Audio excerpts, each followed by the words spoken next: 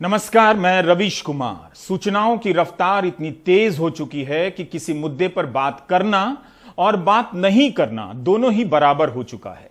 एक बदलाव और हुआ है।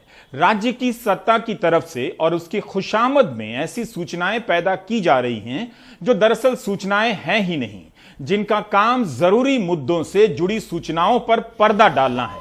ठीक उसी तरह से जब ट्रंप अहमदाबाद आए तो सड़क के किनारे की बस्ती की गरीबी उन्हें ना दिख जाए, इसके लिए दीवार बना दी गई। उस दीवार को रंग रुंग दिया गया। यही काम न्यूज चैनल और अखबार करते हैं रोज। आपकी गरीबी, बेकारी, स्वास्थ्य पर बात ना करके फालतू टाइप के विषय की दीवार खड़ी कर देते हैं और आपको ट्रंप की तरह सूचनाओं के नए और झूठे एक्सप्रेसवे से गुजारते हुए सीधे झूठ के स्टेडियम में ले जाते हैं। As the president rockets moving towards the Motihari Stadium. समाचार जगत के संपर्क में आए तो समाचार के लिए मत आइए। समाचार तो बंद हो चुका है।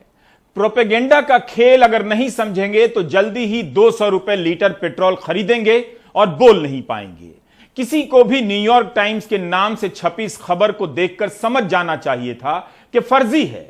फिर भी लोग यकीन करते रहे और कुछ लोग सवाल करते रहे। सवाल अगर यह पूछते कि भारत के प्रधानमंत्री नरेंद्र मोदी ने ऐसा कौन सा काम किया है कि न्यूयॉर्क टाइम्स उनके बारे में पहले पन्ने पर लिखेगा कि धरती की अंतिम और श्रेष्ठ आशा, दुनिया के सबसे चहेते और सबसे शक्तिशाली नेता हमें आशीर्वाद देने के लिए आए हैं। इस फर्जी तस्वीर में प्रधानमंत्री खाली पन्ने पर दस्तखत कर रहे हैं।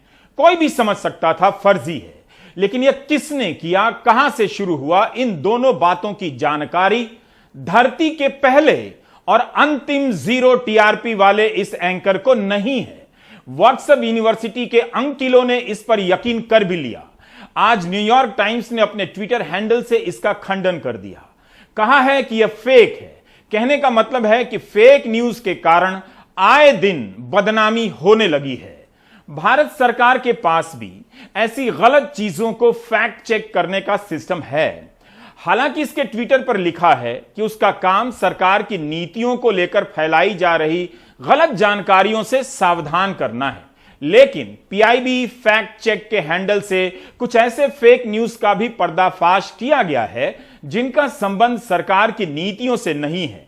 जैसे मीराबाई चानू के ओलंपिक जीतने पर खेल मंत्रालय का एक पोस्टर वायरल हो गया जिसमें प्रधानमंत्री मोदी को धन्यवाद दिया जा रहा है।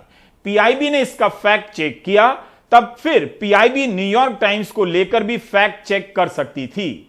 अगर ऐसा हो जाता तो न्यूयॉर्क टाइम्स को खंडन करने की जरूरत नहीं पड़ती और प्रधानमंत्री पर आंच नहीं आती। विगत दिनों भारत के विगत आईटी मंत्री रविशंकर प्रसाद खासे आक्रामक हुए थे। उस समय ट्विटर वगैरह को लेकर विवाद चल रहा था, दलील दी जा रही थी और आईटी एक्ट के नियमों का हवाला दिया जा रहा था। काफी बड़ा मुद्दा बना कि सोशल मीडिया कंपनियों को किसी मैसेज की उत्पत्ति कहां से हुई है बताना पड़ेगा। तो अब सरकार बताए कि यह फेक पोस्टर कहां से शुरू हुआ, किसकी फैक्ट्री से बना, किन किन लोगों के इनबॉक्स से होते हुए दिमाग में गया और वहां भूसा बनकर बैठ गया। क्या इस फेक न्यूज से भारत के प्रधानमंत्री की छवि खराब नहीं हुई? एक बार रिलायंस जियो और पेटीएम ने अपने विज्ञापन में प्रधानमंत्री मोदी की तस्वीर का इस्तेमाल कर लिया, तब उपभोक्ता मंत्रालय ने नोटिस भेज दिया था, क्योंकि बहुत आलोचना होने लगी। जवाब में दोनों कंपनियों ने इसके लिए माफी मांग ली। ऐसा सरकार ने राज्यसभा में बताया है। इस तरह से ना करें, 500 रुपए का जुर्माना लग सकता है। यह सब बाय द वे बता रहा हूं। इसी न्यूयॉर्क टाइम्स में प्रधानमंत्री मोदी और उनकी सरकार को लेकर आलोचनात्मक खबर छप जाती है तो कहा जाता है कि विदेशी मीडिया भारत को बदनाम कर रहा है, और जब प्रचार करना होता है तो उसी न्यूयॉर्क टाइम्स का सहारा लेकर फेक न्यूज तैयार किया जाता है कि विदेश में बड़ा नाम हो गया है। वैसे इस फेक न्यूज के जवाब के साथ न्यूयॉर्क टाइम्स ने उन खबरों का भी लिंक साझा कर दिया है जिनका संबंध प्रधानमंत्री मोदी और भारत से है, जिससे यह पता चल गया कि इस अखबार ने भारत के प्रधानमंत्री की अमेरिका यात्रा को लेकर कवर ही नहीं किया, जो कि मेरे हिसाब से ठीक बात नहीं है।